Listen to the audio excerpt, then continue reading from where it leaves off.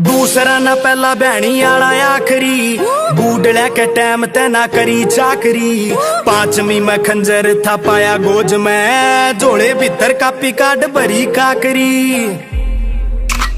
Coat में या थाना दोए जगह आना जाना, छोरी छोड़ दे दिखाना मन प्यारे आले भेज। जेल गेल ब्याह हो रहा गोली का दहेज, मेरे गेल गेल ना होवे छोरी का परहेज यार।